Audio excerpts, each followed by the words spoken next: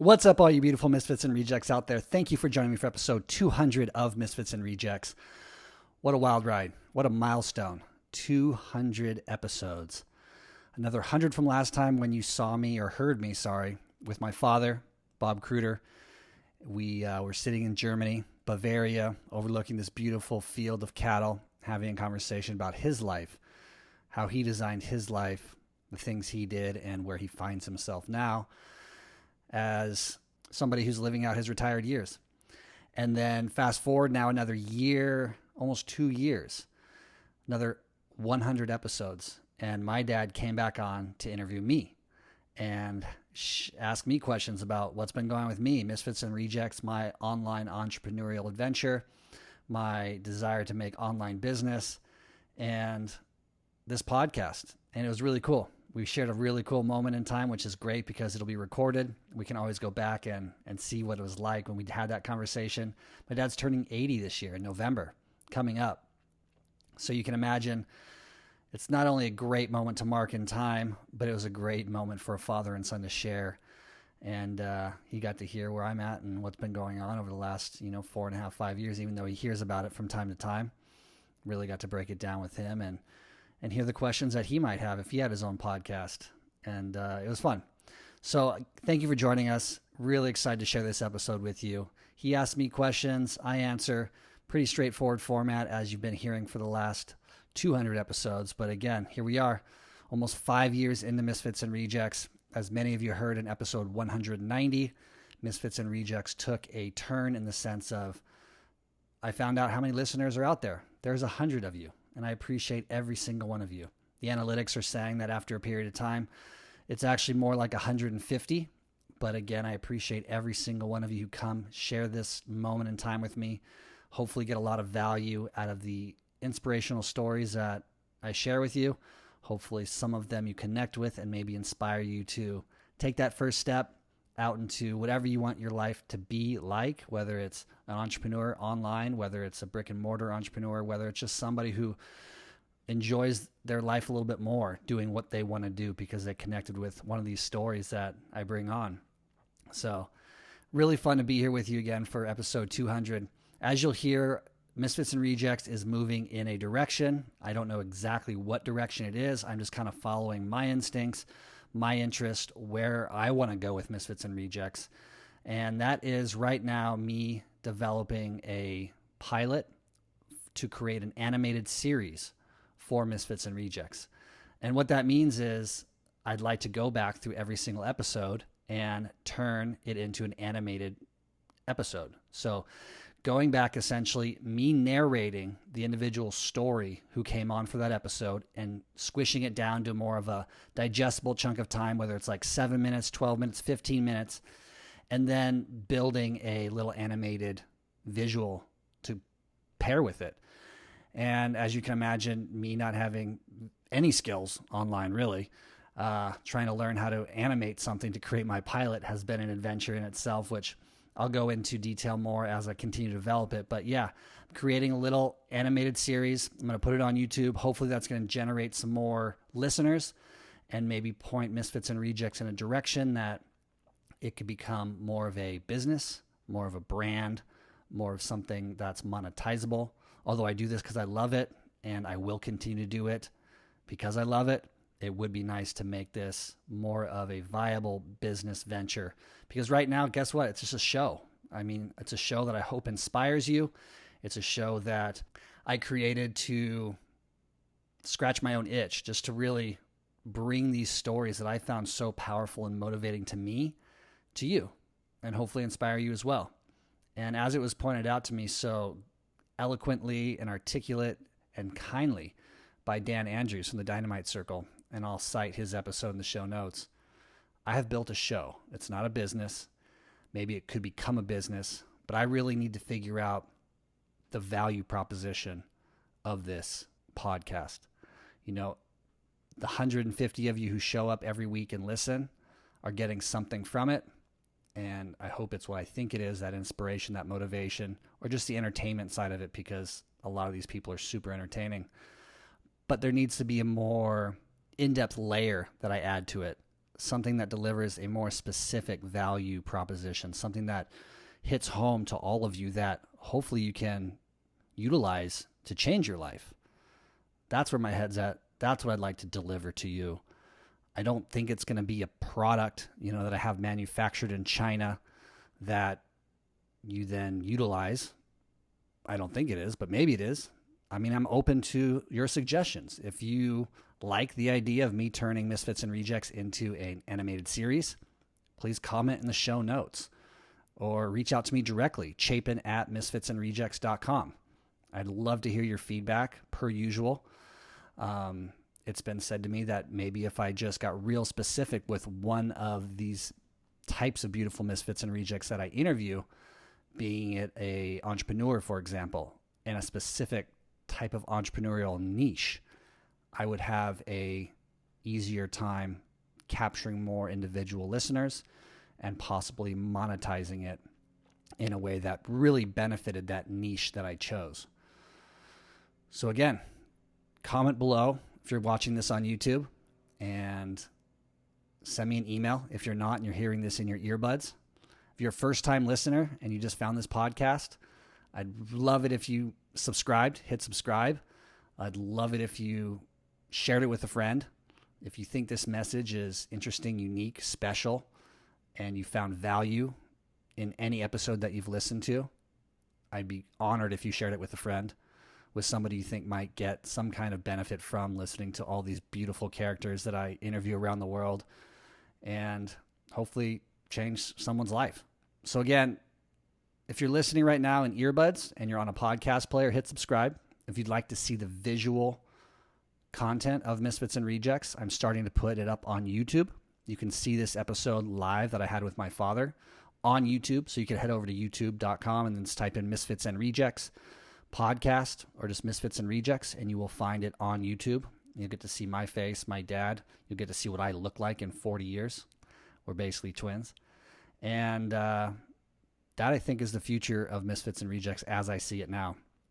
It's hard knowing which direction to go, so I just keep following my gut, following where my interests lie, because doing something I don't want to do causes me a lot of stress and a lot of frustration and a lot of unnecessary mental anguish, because I don't want to be doing it in the first place. So why do it? So that's why I'm sticking to my guns. That's why I'm really trying to set my boundaries. That's why I'm trying to focus in on what I know I can sustain, maintain, and love to continue to do. Even if that love begins to dissipate at some point, it'll still be in an arena that I want to participate in, that I want to provide content for you all. And it won't be something that I'm just going to throw in the towel because I went after the money, or I went after that product that I thought everybody wanted, or everyone said they wanted, but I had no interest in manufacturing it or developing it. So that's where I'm at. And again, thank you for joining me week in and week out. I appreciate every single one of you who are listening right now. Episode 200, me and my dad, Bob Cruder, sitting it down, having a great conversation. And I hope you enjoy. So please sit back, relax, and enjoy this episode with Chapin and Bob, episode 200.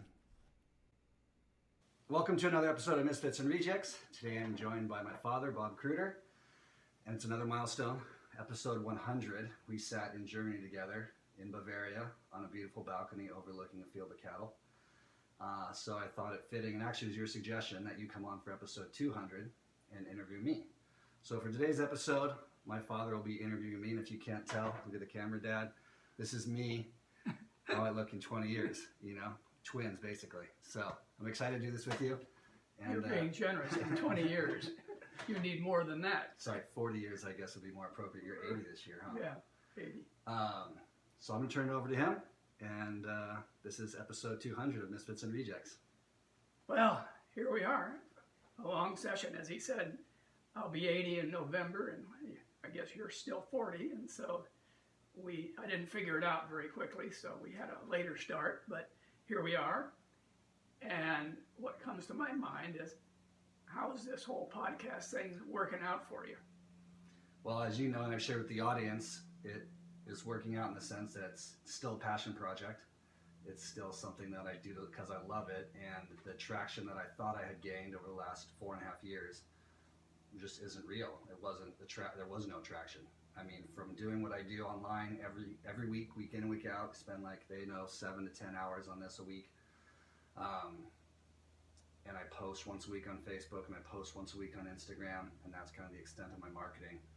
Turns out in 4.5 years, you can generate about 100 new listeners with just that strategy. So, word of warning, folks, if you are doing a podcast, this is a lot of work, and 4.5 years to get 100 listeners. I'm proud to say I have 100 listeners, and I appreciate all of you for coming back week in and week out, but you can imagine it's discouraging thinking that you're doing something so wonderful, but in the end, there's 100 listeners who only agree with you. And you mentioned that you're trying to expand into YouTube and maybe do some animation on that. Yeah, it's actually funny you bring that up because it's not something I divulged to my audience yet, but it is something that I have considered, which is taking all this content that I have, which are, in some ways you could think about it like life scripts. I have over 200 life scripts of individuals out there who I'd really admire and think are beautiful people, and thinking about now where my situation is at, maybe trying to repurpose that has led me down the path of considering maybe little animated features I could put on YouTube. Since YouTube is a search engine, it's easier to find things through YouTube rather than the search engines of podcasting. I felt it might be a natural, good progression for me to give this a visual touch, since now that we're in COVID, traveling is going to be so difficult to carry a cameraman with me and film these things, that maybe I just bring them back to life in a shorter sort of format with a visual aesthetic that makes people look like superheroes. And you mentioned repurpose, and what would the end purpose be?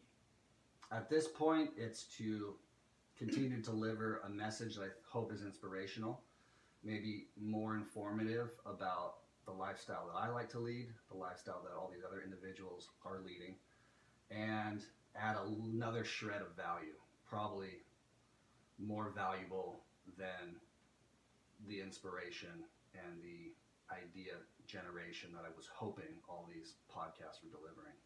I seem to be missing a key element, which is probably why it hasn't been shared in the way that I thought it might be being shared, and the way my analytics were telling me that it was being shared originally. I wasn't completely in the dark, in the sense of I was viewing analytics that just were completely inaccurate. Unfortunate. Yeah. When you say inspiration, the end benefit is to inspire what? To make life change, to hear these stories and see individuals who are taking responsibility for their lives, and if the individual listening finds himself unhappy and stuck in a life situation, that they might connect with one of these stories and make that choice to figure out a way out of it. Obviously none of this is easy, as you've heard from me talking to you over the last 5 years of doing this, and as I hear week in and week out from these individuals who have the ups and downs of starting a business in a third world country or doing the online game, which I've been at. So, but just giving that person the connectivity to one story that maybe can make that life shift that is everlasting has been my goal from day one, since all these people I interview have always motivated me and inspired me to keep trying. And have you heard back from anybody over the years that has happened to? Yeah, for sure. Katrina being one of them, who I just had lunch with, or brunch the other day here in Newport Beach. She's a childhood friend who found one of my posts on Facebook about a couple who were living and teaching in Asia, who were willing to offer some assistance to anybody out there listening on how to get in the online teaching game. And she found herself in Uganda, broke, not able to find a job and really struggling, but wanting to make a life in Uganda. And so she reached out to Jennifer, Jocelyn, and Jennifer walked her through the steps, becoming a teacher for VIP Kid. And that then was the first step to getting enough income to stay in Uganda, to which then lead to her now, since we just had brunch and she was really excited to divulge what has happened since we last spoke, but now she has a job at a high-end international school in Uganda, making American salary, but living for a fraction of the cost in a country and city that she loves more than anything. She's a single mom, so now she actually has the ability to save money and make a really fruitful go at life for quite some time into the future. And when you say single mom, I'm just curious, she has children with her? Yep. she took her son there. They made the move together, and she wants to raise her son in Uganda. And yeah, she's doing well now. She must have had an inspiration to get her to make that move. Has she ever identified what caused her to move? Absolutely, and you and the audience can go listen to the episode, but it was essentially a love for Africa and a love for Uganda that she had experienced years prior on her travels around the world, and deciding that Newport Beach wasn't a place she wanted to raise her son, and thinking around the world where she loved the most, and Uganda was, I think, in her top 1 or 2, and so she took what little savings she had, which I think was like $3,000, left on a one-way ticket. She was familiar with Uganda, so it wasn't necessarily a super far reach of diving into the deep end, but like I said, she struggled when she first got there, thinking it'd be a lot easier to find a job. And just through the podcast, yeah, like you asked, it was one example of someone who was inspired by it, made the change, and now is reaping the benefits of taking that first step. But it always seems like it always takes the courage to take that step.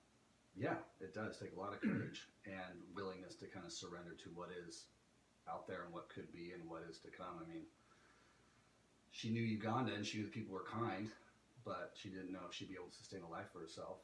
And she actually said, which I learned from our conversation the other day at breakfast, was that she did go broke and she was able to rely on her Ugandan friends to give her microloans to sustain her life for the coming months of trying to figure out how she was going to make it work with her and her son. And I thought that was interesting when, reaching out to individuals that I know nothing about, but the stereotype is that might have less than her, who are still willing to lend a financial helping hand, for me is just always such a really cool thing to hear, because I've experienced around the world, and it's something I try to really help the audience understand through these stories and my own, is that there are so many kind people in this world who are willing to help, and most of them have nothing, but they just want to lend a helping hand when they see one out in need, That's touching. Yeah. Touching.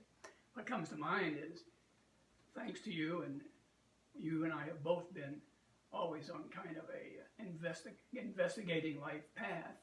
You first did the Power of Now, and then through your talk about that, I grabbed the New Earth by Tolle. And in that, he mentioned one has to be comfortable with living with uncertainty. And it sounds like the lady in Uganda certainly had no idea what was going to happen, but she was comfortable going into the unknown. Yeah, and that's a common thread that I think unites all these beautiful Misfits and Rejects who come on the show and tell their stories, is that they were willing to step into uncertainty, and whether they were comfortable with it or not, were willing to face it and live in uncertainty for a significant period of time, whether it was 6 months to multiple years for a lot of people. And that seems to be a separating factor, I think, from them versus others who are still stuck in a life situation that they're unhappy with. Further on that same theme, you and I talked about the difference between doing and being, and how it's so easy to get caught up in trying to figure that satisfaction that comes from doing rather than being who you are. It sounds like most of the people you talk to are more into being than doing. Yeah, if you could just rephrase that, because I don't think I understood perfectly, or my audience did, but maybe they did. So, yes, I agree with you that there's more satisfaction as being rather than doing, but at the same time, in order to find yourself in a situation where you can be comfortable, be happy, at times you have to do to get there. Oh, yeah. Just sitting at home waiting for the lottery man to come knock at your door is not necessarily right. always Well, gonna... and he makes that point. I mean, obviously you need to do to plan the trip and all that. But Totally. I do struggle with that, though, because I feel like growing up with you and Mom, that there was an underlying message being like, you have the capability to always be satisfied even in the shittiest experiences, through the Eastern philosophical way that we were raised, and that's still tough, and through the book that you just described, he articulates that that's not necessarily true, but you will find peace in moments where you otherwise would have found pain and discomfort and judgment, where you're like, this sucks. It's okay to have it suck, but what ultimately you want is just to make peace with that suck, because if you can't change it, that's where you're stuck. But coming back to mind is the days of our, I guess I was the basketball your basketball coach at Boys and Girls Club, and we came down to the last, and you had to make the free throw. Yep. And you missed. Yep. Definitely, yeah. And probably toiled with that one for a long time. And never did make peace with it. But just in recent days, with the experience of having the podcast not having turned out in the way I had thought after 4.5 years, I would say the accumulation of years of working at this and understanding, what you said, being present. What happened was rather than spending whatever it was, 10 years dwelling on that moment, which I obviously didn't do every day, but it probably was a reoccurring theme in various aspects of my life and athletic career, was that this episode only took 2 days to get over and move past. And now I find myself in a state of peace and even joy with the fact that it happened, like knowing that I didn't quit, knowing that I'm going to continue this no matter what, whether people listen or not. But it has provided motivation to figure it out, and like I said, maybe add an extra layer of value that people are more incentivized to share with their friends and family and people who think might get benefit from it. Well, good, yeah. Well, you seem to be on the path.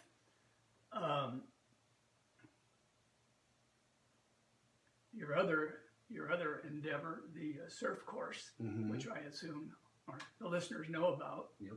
How's that coming along? It's in the same phase that I put it in, like 6 months ago, which is just a holding pattern. I shut down everything I could that was unnecessary to keep going, like, for example, the advertising and stuff like that, and just basically left it on autopilot with the necessary components to keep it alive online, which still costs me a monthly whatever. But I just eat that every month, and then what happens, it seems that it averages out by the end of the year to a break even roughly, or I lose $100 or I make $100. But like, for example, tomorrow I have a client who found me and a year ago reached out and wanted to do a private surf lesson with me, and articulated that'd be fine whenever he wanted to come to town, I'd be around. So a year later he reached out and we organized it, and I have a private surf lesson tomorrow. So always willing to help. And Anybody out there? And the weather's going to be good for it. Yeah, it's gorgeous here in Southern California. Yeah, it's going to be warm.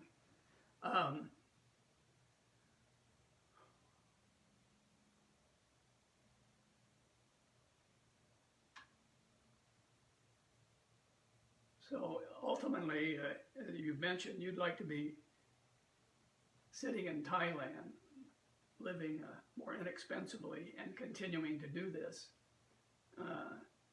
and just have the freedom to wander. But this still takes some time. You were hoping to get into a situation where it would all take care of itself, were you not?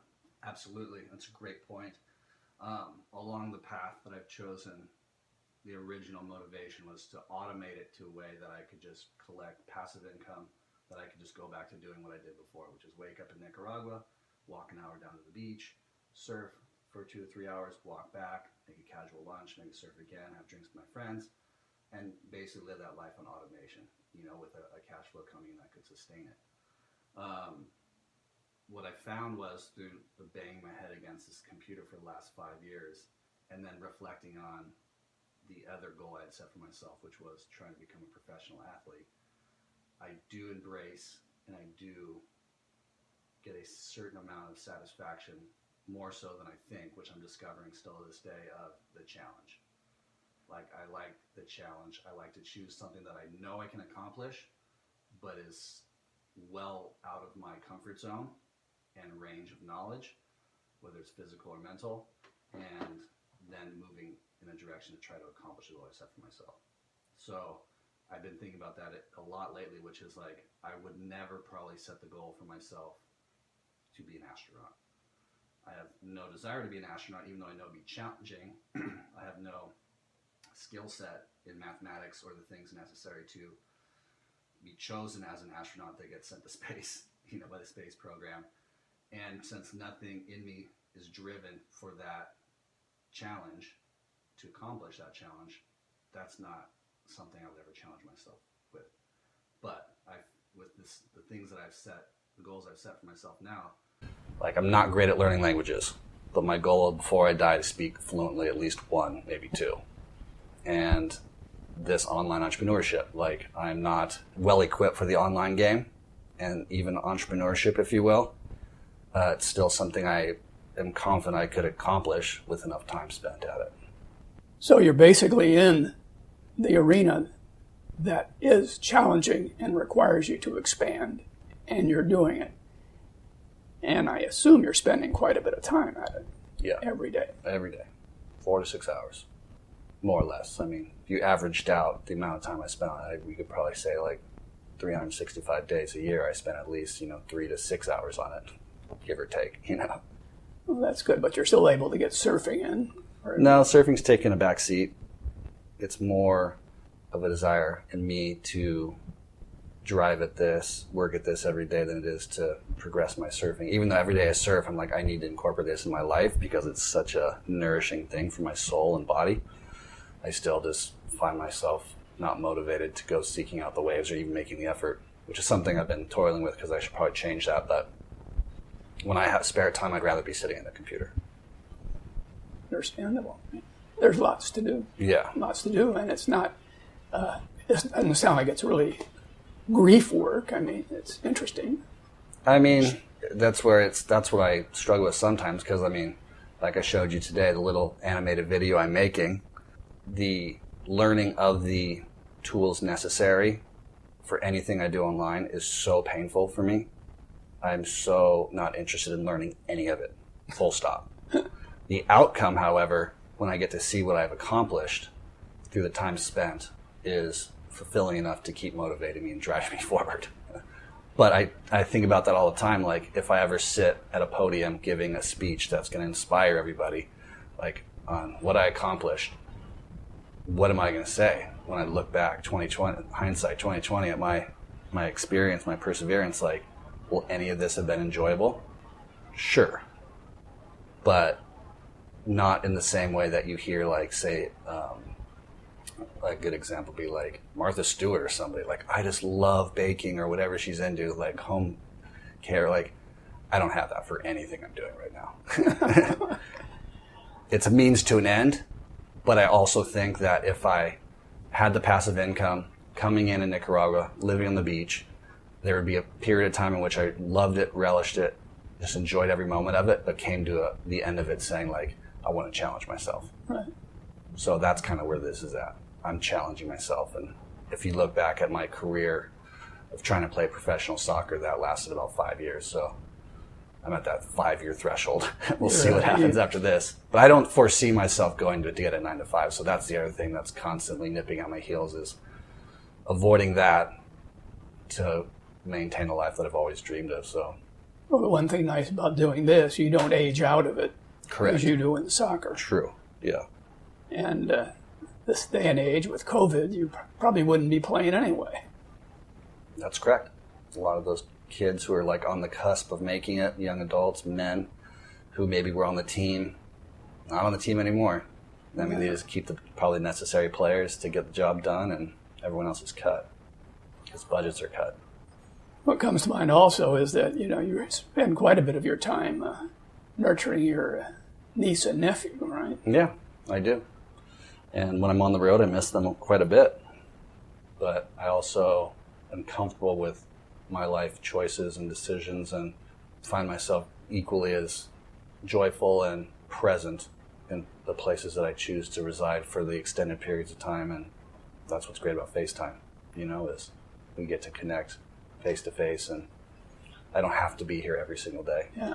Works better one-on-one than in these Zoom meetings where you have to compete for space. Yeah. And it's kind of hard to have an intimate conversation with 20 people listening to what you're going to say. Totally. On Zoom. Well, cool, Dad. It's been awesome. Thank you so much for joining me for episode 200 and doing this. I guess, what is it now? It's almost 2 years since we sat down for this last one together. Right. And that's crazy when you think about it. So it's one episode a week. You get 52 weeks in a year. And here we are, episode 200. Well, maybe look forward to doing episode 300, Yeah. 400, and 500. Absolutely. Yeah, with another layer of value added, maybe another visual layer added at that point in time. Maybe Misfits and Rejects is something that has grown into a brand of some kind, or, I mean, who knows? Just got to keep trudging forward and turning when you're supposed to turn left and turning when you're supposed to turn right, and sometimes backtracking, kind of like I'm doing right now, I feel like. One thing that did come to mind is just our relationship over the years. We've been very fortunate to be close for our life. You know, it's a fortunate relationship where father and son stay together the whole time and enjoy being with each other. Yeah, and I think about that as well, where when I listen to like Guy Raz on How I Built This, which is the podcast I enjoy, and he talks to all these successful people who created these empires, and he always finishes the conversation with, now, do you think that your success is due to luck or hard work? And I always think about the answers that they give, because where I stand right now, if I ever get asked that question, it's 100% luck. I was born into this family with you and Mom that were completely supportive in an area that was well-to-do, with all the opportunity given to me, and at a time when there's opportunity to be had, you know, and there's no war that I have to go to lose my life. Like, that is pure luck, you know, and everything that came after that, sure, I had to like walk towards and put a lot of effort into. So I can see where somebody who built this great empire in a business wants to pat themselves on the back and say like, yeah, it wouldn't have happened if I hadn't done the work. But I'm always like, well, yeah, it wouldn't have happened if you hadn't been born either in this time, you know? So I toil with that and what I'll say when that day comes. But right now, at this point, 99% luck to get born into this situation with you guys, always just supporting me and encouraging me to just do what I wanted to do. I mean, there's so many other examples and people who've come on this podcast who talk about like that's not how they grew up, whether it's their life situation in India or their family who was not at all into what they're about to embark on. Yeah. So for me and my situation, there's a lot of luck that played into this. Maybe I should have been more of a hard ass. I don't think with my personality that would have benefited me at all. All right. Well, I'm glad we've gone this far, and may we continue to march on. Love you, Dad. Love you. Awesome, Dad. Thank you so much for taking the time to sit down with me, pick my brain about the last 4.5 years of me conducting these interviews and taking a stab at it for yourself. It's not easy, is it? You know, sitting there coming up with questions that flow nicely and really trying to create a piece of content that people are interested in sticking around for 35, 45 minutes. But you did great, and I love getting to do it with you. And I hope that maybe one day you start your own podcast, because I know my dad is always somebody who loves having those kind of back and forth kind of conversations, those really deep exchanges with people that you get to know them on a personal level. You get to dive deep into their psyche, and even if you don't agree with them, you get to really connect with their thought processes and how they view the world. And I think I took a lot of that from my dad, which is why I love these people and interviews so much. So thank you again, Dad. I love you a lot. Remember, if you're a first-time listener and you're listening to this on your earbuds, please pull out your phone, hit subscribe. And if you like this, you like Misfits and Rejects, you like this interview, if you've heard another interview that you'd like to share with somebody, that would mean the world to me. That really, really helps me get more listeners and just cast this net a bit farther to bring in more like-minded individuals searching for that life that they always dreamed of, that they always desired. So thank you again for listening. If you'd like to head over to YouTube, you can head over to youtube.com, type in Misfits and Rejects, and you will find this episode live. You'll get to see my face. You'll get to see my dad sitting there next to me, my twin in 40 years. And you can view it there, and you can subscribe there, which is awesome. Would appreciate a subscription on YouTube. And again, just appreciate you coming every week to support Misfits and Rejects and hear these stories. Love to hear from you. Please leave a comment if you're watching this on YouTube. Hit that subscribe button, like I said. And if you're not and you want to just reach out to me via email, please email me, chapin@misfitsandrejects.com. I'd love to hear your feedback on, my idea about animating it and my idea on continuing forward, or any ideas that you have that you think could benefit the direction Misfits and Rejects is going. how to turn this into more of a business. Again, I don't have all the answers. I'm not that creative of a person, so I just kind of follow my interest, and this is where it's led me after 4.5 years. So I love you all. I think you all are so very beautiful, and I will see you in next week's episode, Monday morning, 9 a.m. Take care. Ciao.